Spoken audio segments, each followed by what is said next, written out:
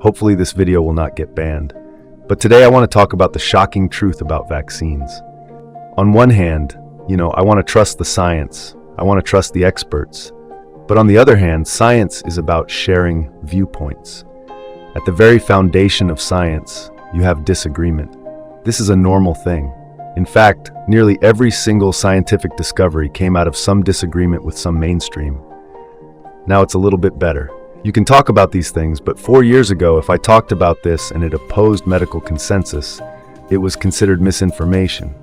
Somehow they changed the definition of misinformation. I thought it meant incorrect or false information. But that's not what medical misinformation means. Medical misinformation means if you oppose medical authority, medical consensus. Who is this authority? This all-knowing body that maybe sits in an ivory tower and pushes out the truth about health. One is the World Health Organization, and the other is the CDC. However, I just have a little problem with the potential conflict of interest with the drug companies influencing those two organizations. And it's really sometimes hard to find the flow of money flowing into the World Health Organization as well as the CDC.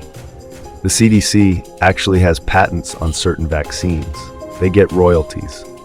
My big problem with trusting the science is not the science part. It's who's behind the science part, primarily in the area of vaccines for children. Because I hear this over and over and over in social media and the news, they've been tested for safety. It's been proven that these vaccines are safe and effective. Normally, when you study a drug, you compare it with a placebo, so that way you can truly test the side effects on something. But that is not how they test children's vaccines. What they'll do is they'll test an active vaccine with another active vaccine. So this so-called placebo control is not really a true placebo control because it's not inert. It's an active vaccine with something called an adjuvant. This is something they add to vaccines to create more of an immune reaction.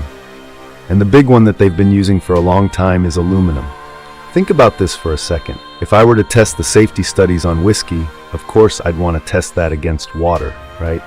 But what if I tested whiskey against bourbon and I looked at the side effects of each?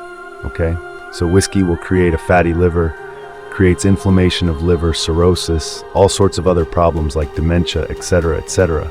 So if I were to tell you, well, the bourbon had roughly about the same side effects as the whiskey, so it's not any worse, that would be considered safe. Yeah, that's how they test these vaccines in children. The argument that they make against this to justify it is they don't want to give a true placebo with children because they consider that harmful. Right? Because they're not giving something that can save their life.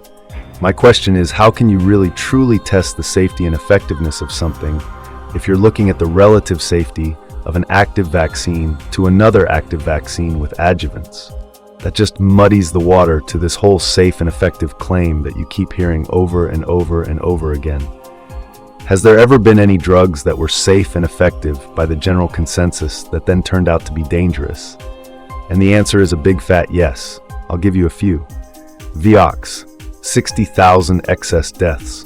Paxil was considered safe and effective until they found out it really spiked self-harm incidents. And that company who actually had Paxil was sued for $3 billion. What about trans fats? Spent around for 90 or 100 years, you have asbestos. Just like now, you have the gross generally recognized as safe, right? The industry controls that. It's not even an independent FDA review at all.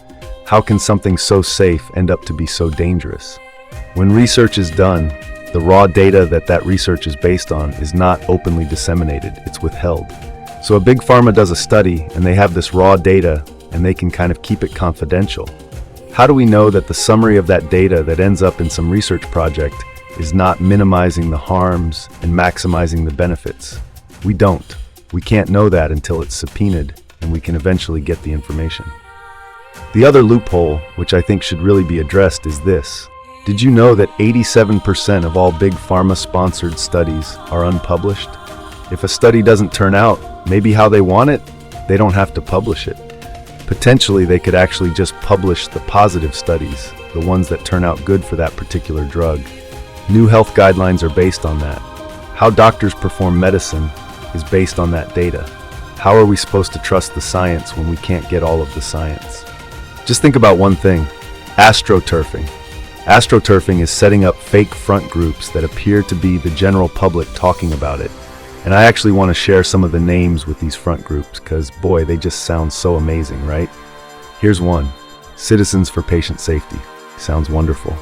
Here's one, Partnership to Protect Patient Health, America Action Network, Doctors for America.